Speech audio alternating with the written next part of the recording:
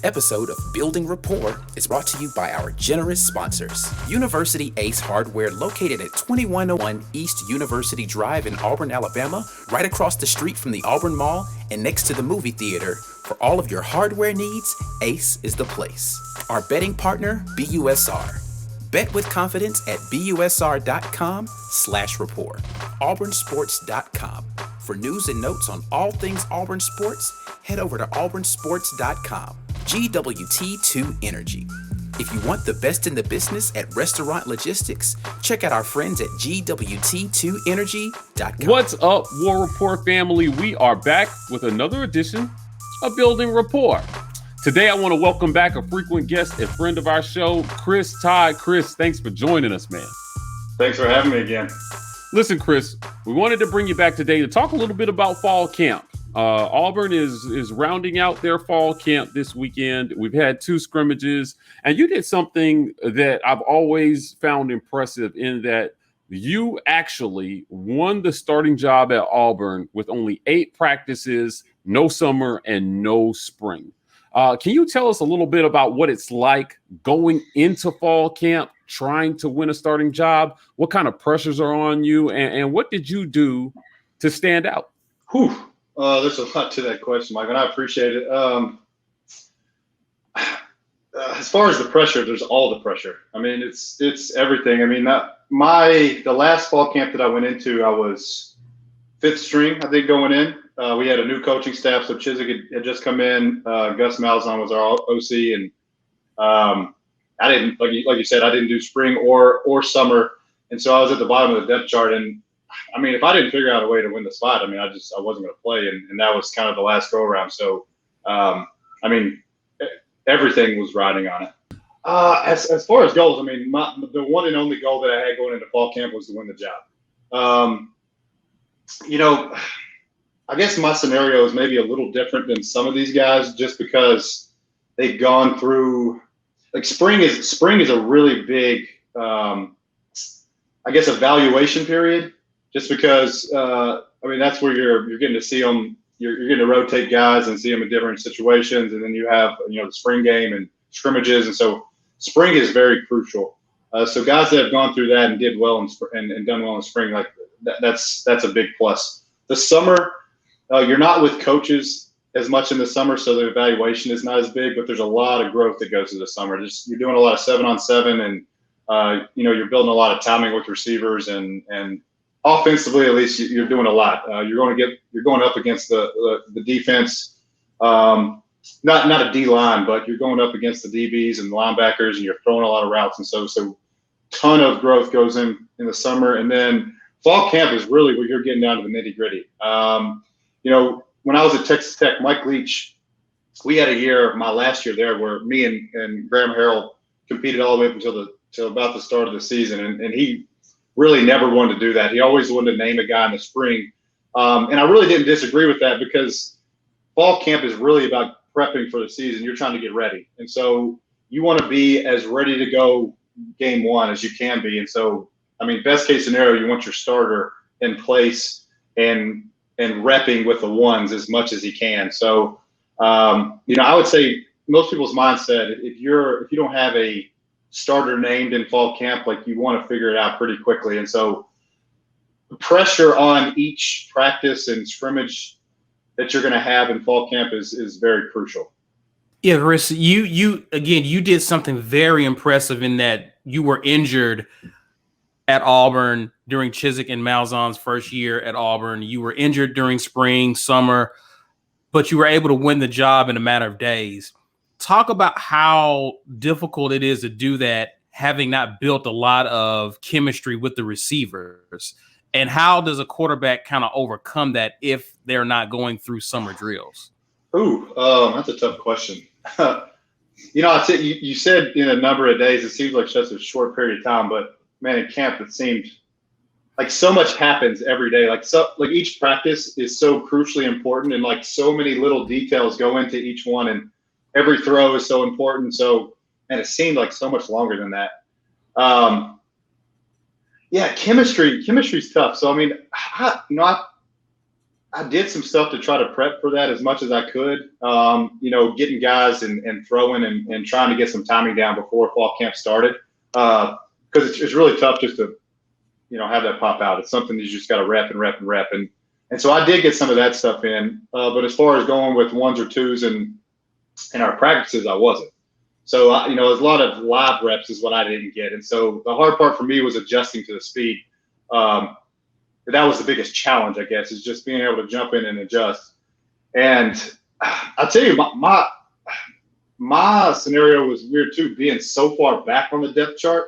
That was a big hurdle to overcome, especially mentally, because, here I am. I played, the first part of the season the year before and had been the starter, and then was coming back from the shoulder surgery. And also like an upperclassman. And so, you kind of see yourself as being one of the guys, or the guy. And, I was last. And so we actually had it to where we split it up into two practices. We had I think we called it an Auburn practice, and we had a Tiger practice. And so you would basically have the guys that were potentially going to play in the game. So like your ones, your twos, and maybe a few other people. Like they would go to one practice, and there was also the practice where you would have all the cameras. So like the media was interested in that practice. They cared about who was there. And then after they were done, they would usually go work out. And then another practice would come out. And this is basically your young guys, the guys that walked on, your scout team guys, like all of those were in the second practice. And then the media would kind of filter out and they wouldn't be around for that. And that's what I started in. So my journey was, how the hell do you figure out how to get from being in this group where nobody's paying attention, work your way up to the top of this, and then get a shot. Like I just needed a shot in the other practice. And not as a first team guy necessarily, just go in as a number 2 or a number 3 and do something where I caught somebody's attention where they would move me up and give me some big reps. And so, my journey, like I said, it happened in a really short amount of time, but there was a big mountain that had to be climbed in that fall camp. Wow, Chris.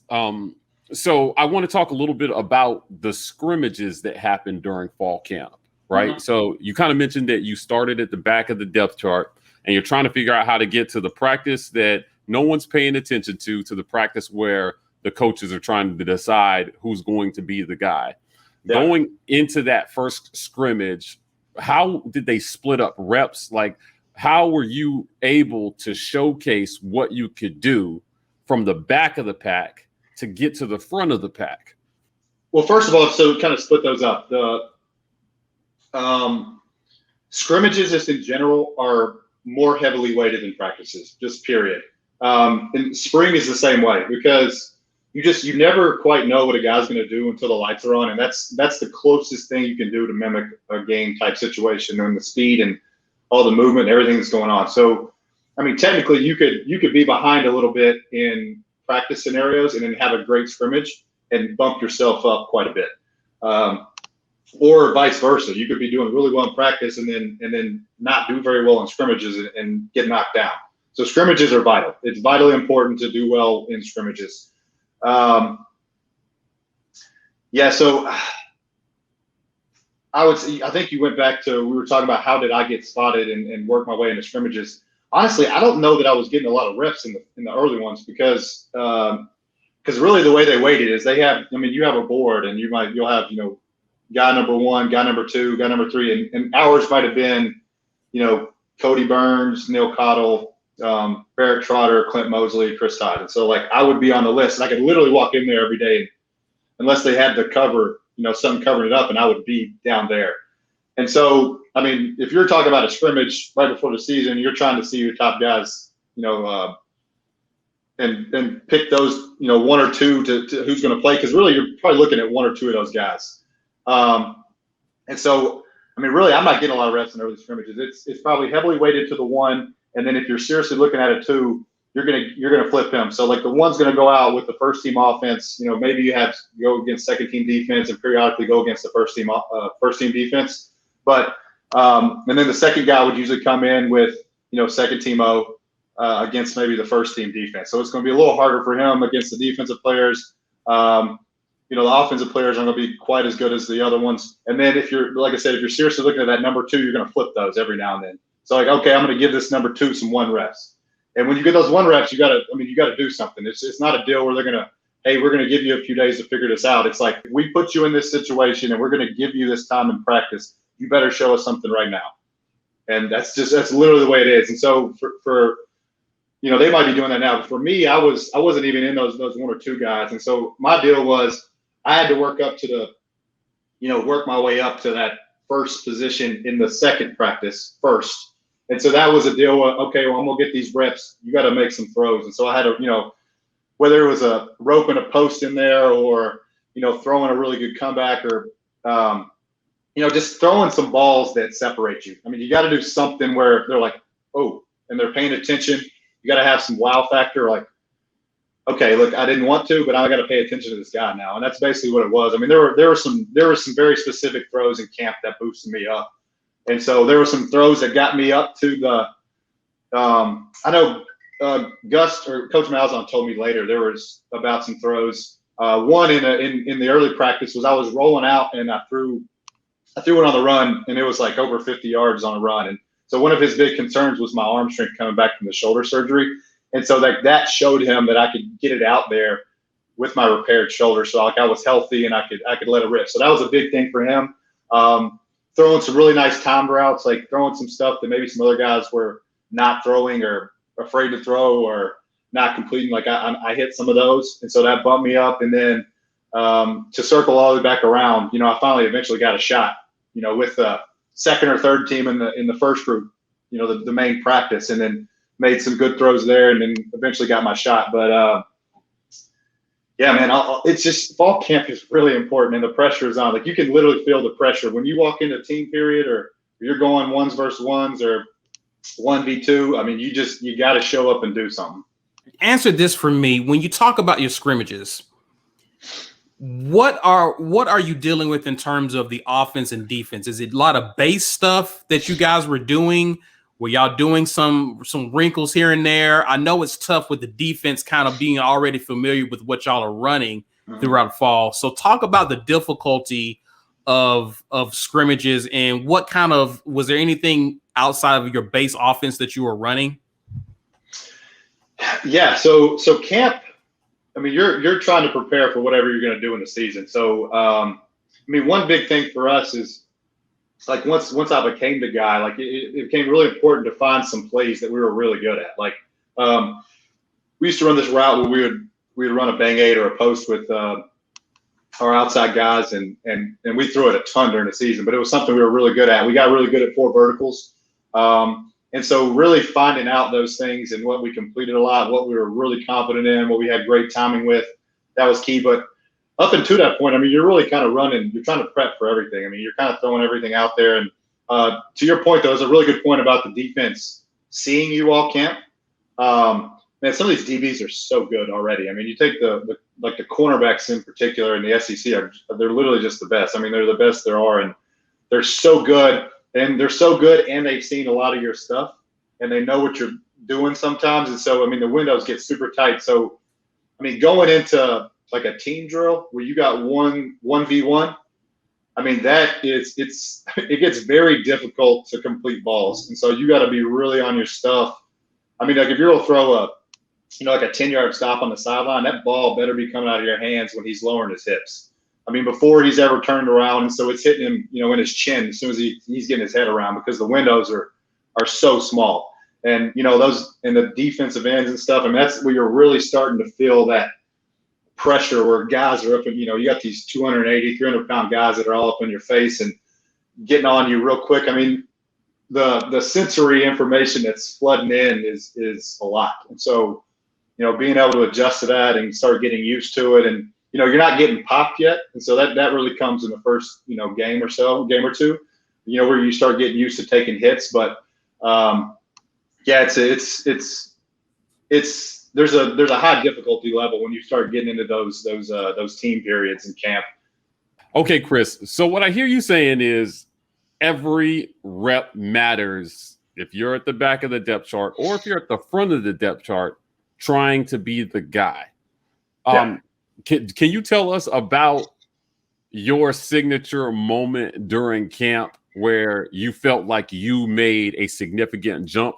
Was there a day where you came in to practice and you just saw your name higher on the board that day? Did the coaches, sit you down after practice and give you feedback? Or did you just show up to practice and they say, Todd, you're running with the ones today? We would usually get prepped on how practice was going to go. You're meeting during fall camp, especially, you're meeting all the time. So like if you're not in practice, you're in a meeting room or you're getting treatment or you're, at the mess hall, whatever you want to call it. But it's, you're doing stuff all the time, all day. And so, yeah, usually we would get prepped on going in. I can't say that I was getting a lot of feedback on how they thought I was doing. So, because I still remember a point in fall camp, like you said, it happened in 8 days, but it was so close to the season and I was so far back. I remember laying out, it was in between practice and I had a few minutes and I was laying down just outside the complex. They had just installed, because I remember looking up, they just installed this, they call it big ass fans. Have you all seen them? Those huge blades. I remember looking up and I was looking, I was like, that's a really interesting name for a fan. I thought but then I remember thinking, like, how the hell am I going to do this? Like, I didn't know how. And,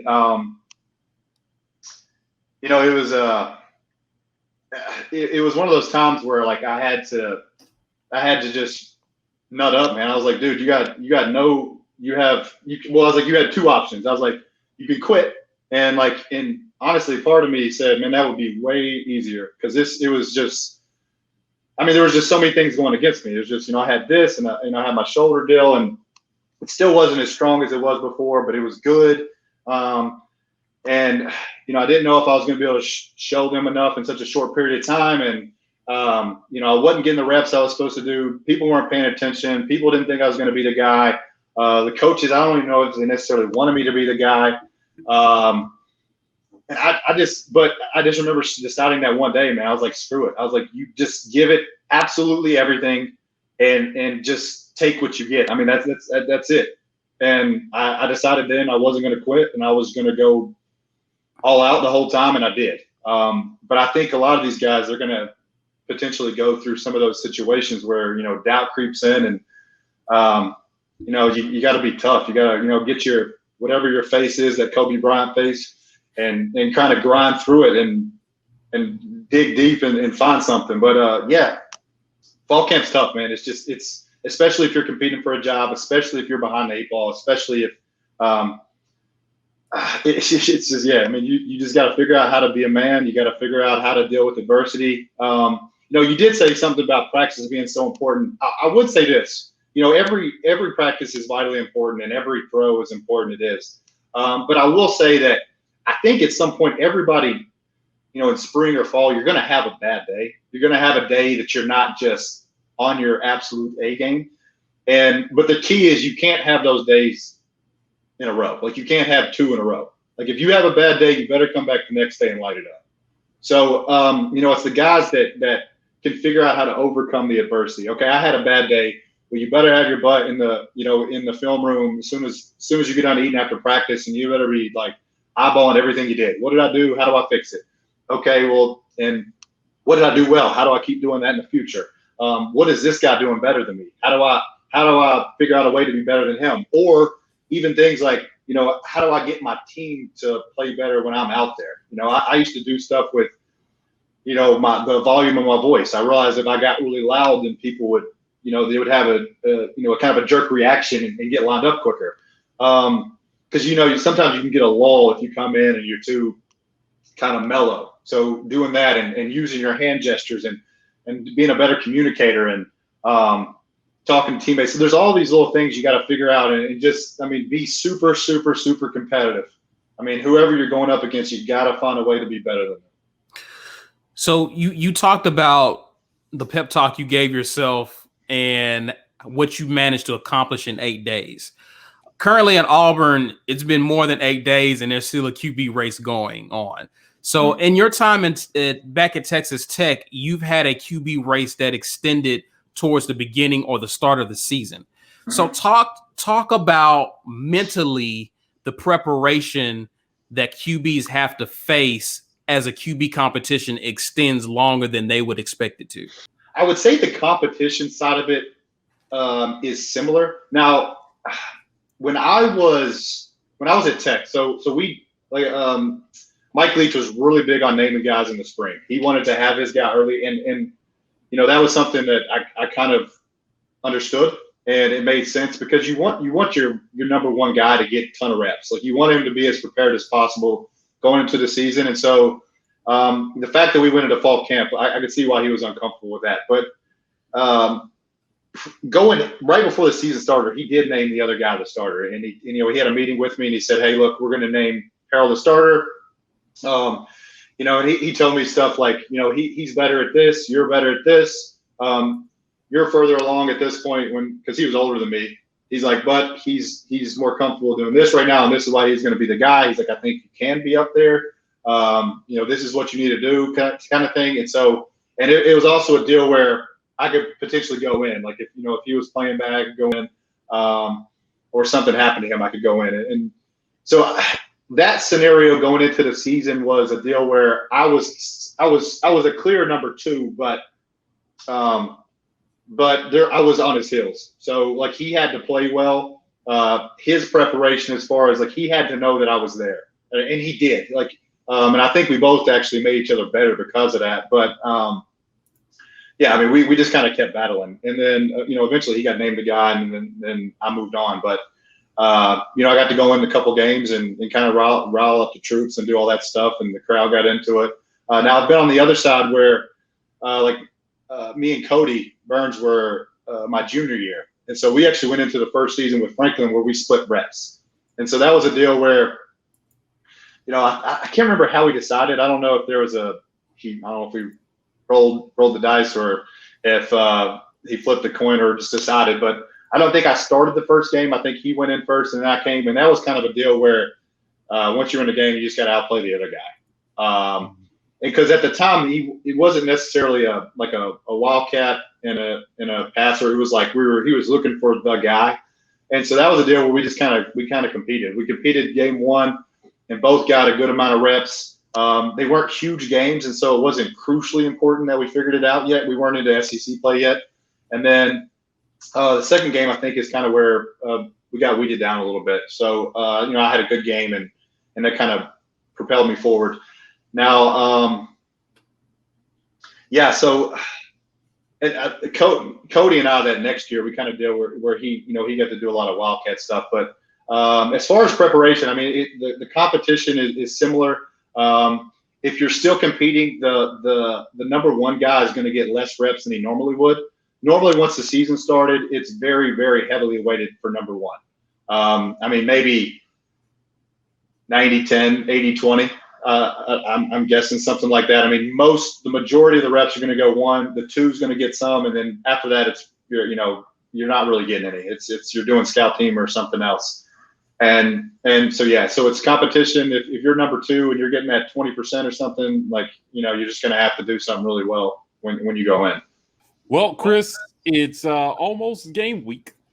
We're getting ready to start preparing for our first game of the season, which is going to be Akron. At what point after fall camp do the coaches start transitioning from position battles to deciding what the game plan for week one is going to be? I would say for the most part, they're already trying to weed out I wouldn't say they're wanting to do a whole lot of battles in camp. I mean, camp, I think you really want to figure out who your guys are and start getting them reps. Now, it's a little different depending on the position. For example, like if you're a defensive lineman, like there's a big rotation that you can have with D linemen, and so that rotation you can kind of maintain a little more. Now, I think you really want to figure out who your guys are and get them, good quality reps. Running backs, you can rotate them a little bit. Receivers, there's a fair amount of rotation, but you really want to know who your ones are pretty quickly. And I would say for a lot of positions, some of that stuff is already clear. Like, you usually got your stud receivers, for example, and like, kind of who the guys are going to be. And so some of those battles are already really over. I would say that quarterback's the one kind of unique position, maybe except for, someone like kicker, punter. Center's a little unique because you're not doing a whole lot of rotating with your center.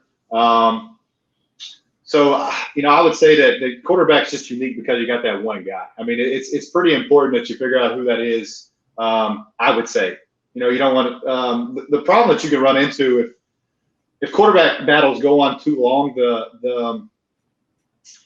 it can make the quarterbacks better through the competition, and because they're continually getting pushed by each other, and so that can be a plus. But what you start running into is that your future one is not getting as many reps as he could, and then also I've seen where your team can become split. So if you got one quarterback that's got a bunch of guys that really like him, and you got another quarterback or another a lot of guys like them. Like we had that situation at Texas Tech where a lot of guys were on my side and a lot of guys were on Harold's side, and that kind of became an issue. And it even happened with the fan base. The fan base really got into that quarterback battle. And at the time, I loved it because I was the number 2 guy and I was trying to win the job. So I love the fact that the fans wanted me in. Now, when you're on the other side of that, you hate it. So, I've been on the other side where I was a number 1 and somebody else was a number 2, especially, if you got a number 2 that's maybe a running quarterback and, he can come in and run, get a, 15-yard gain on a run or something. And so, I've been on both sides of that, and it's not I don't know, you consider how productive that becomes. Competition, good. Splitting of the team, not a good thing. Fans getting involved. I mean, so you kind of have to consider all those scenarios when you're, making that call. I think too. Sorry, Michael, I think you asked me another question on prepping for Akron. I don't know if I clear. I think you want to. Most games you at least want that week. Now game 1 you're prepping a little bit longer for that. I mean, it's kind of like you got a bowl game, and so you have when you have a bowl game, I think it kind of evens teams out a lot of times during bowl season because they all have a month to prepare. So it's a lot longer than usual. But that week prior to the game is very, very heavy. I mean, everybody's in the office all the time. The coaches are. We're up there a lot. But for that first game, you're really prepping. I think a lot of fall camp. I think you start kind of ramping it up. Like the first part, you might not be doing a ton. You're still doing a lot of position battles. But I think once you start, especially that 2-week period, I think you're really starting to do a good amount of prep work for that game. So Chris, walk us through what is week 1 like in terms of preparation? Like day 1, we're doing this. Day 2, we're doing this. Kind of walk us through leading up to the actual game day. Yeah. So the weekly schedule is pretty laid out. I mean, you're doing the same thing every week. Now it can feel different depending on who you're playing. The first game of the season is going to be a little different typically, unless it's a really big team. It's going to feel different than when you're playing, Alabama or Tennessee, or when I was playing, or Georgia or something. Like you feel those weeks. I mean, they feel different. There's more energy. There's more buzz around. There's more going on with the media, all that stuff. But as far as the schedule goes, it's pretty much the same one. I mean, you got usually, after a game, week 1's going to be different, but, you have your Saturday game. Sunday, you're usually coming in early. You're getting treatment, whether you're getting massage, you're getting cold tub, whether you're getting stim, all that. You do all that stuff. You come in. Usually you get a workout in. That might be, you might start a workout around lunchtime on Sunday. You do that, and then you start hitting meetings. And then, Sunday night might be, you might have your practice. So it's not going to be a super heavy practice just because, you got some guys banged up from Saturday. And so, but it is a practice. I mean, you're getting out and doing stuff. And, I think typically it's usually shells, so you're not full pads and hitting and a lot of that, but you are getting a good practice in on Sunday, working out soreness and getting back into it. Now, Monday typically is a day where you're getting, that day is kind of the day off. That's the weekend. So you're, getting caught up with schoolwork and study hall and treatment and whatever else you need to do. I mean, it's a day where you can go get some extra film work in and prep if you want to. But that's probably Monday's the most relaxed day. Now, once you hit Tuesday, that's where you really, really start ramping up to the Saturday game preparation. So like Sunday, you're running through some stuff, working on some things you want to work on. Tuesday, it's full go into Saturday. So you start working on your script. You have probably a bigger amount of things that you end up with at the end of the week that you're gonna start practicing. You're going to run through some of that stuff. Usually the coaches will have a script put together, and they're going to start playing around with that. So Tuesday, you're getting some really good reps. And then Wednesday is a really big day because that's kind of your last full go practice. And so that's really, you're doing a lot of fine tuning on the script. You really want to finalize a lot of stuff on Wednesday. Thursday is Thursday's kind of a deal where you're really slowing down a little bit as far as the intensity, but you're fine tuning everything. You're going back over the plays. You're running their stuff. You're going to run, like if you have an opening script, you're going to practice that opening script. You're going to make sure everybody's comfortable with it. You feel really confident in it. Then Friday that's a travel day. So that's where you'll get in, usually do a walkthrough. They do those different times. At Tech, we would do walkthroughs at the complex, and then we do them again at the hotel. Actually, we did the same thing at Auburn too. It's but staff to staff it changes a little. But we usually do a walkthrough on the practice field. You're going through, and that's a deal where you literally are in your travel gear. You're walking out on the field. You got your sweats on or whatever you're wearing, and you're just kind of walking through. But you'll go through the plays, and maybe that's your first 10 plays, or particular stuff that you want to throw throughout the game that you want to do. You're going to go back through that. Make sure everything's good. Everybody's comfortable on stuff, signals, and everything's cleared up. And then you get into Saturday. Now Friday night, there's quite a bit done. Usually you're in the hotel, but you go through a lot of meetings. You're still doing film. You're still doing that stuff. So that keeps going. And then that goes through pretty late Friday night. You go to bed. And then depending on what time the game is, you get up and get started on the same thing on Saturday morning. Well, Chris, listen, we appreciate you joining us today to talk a little bit about fall camp, position battles, and the transition from camp into week one preparation. I think the fans benefit from hearing what that experience is like. We got a QB battle going on, so it'll be interesting to see how it plays out. And if some of those guys did some of the things that you were talking about today to put themselves in a position to see their name rise up that board before game one. So thanks, Chris. Thank you. Well, as always, we are the War Rapport. If you want more content like this, please hit like and subscribe. We are the War Rapport on YouTube, Facebook, Twitter, Instagram, TW Rapport on TikTok. Gentlemen, we're signing off. And as always, War Eagle. War Eagle. War Eagle.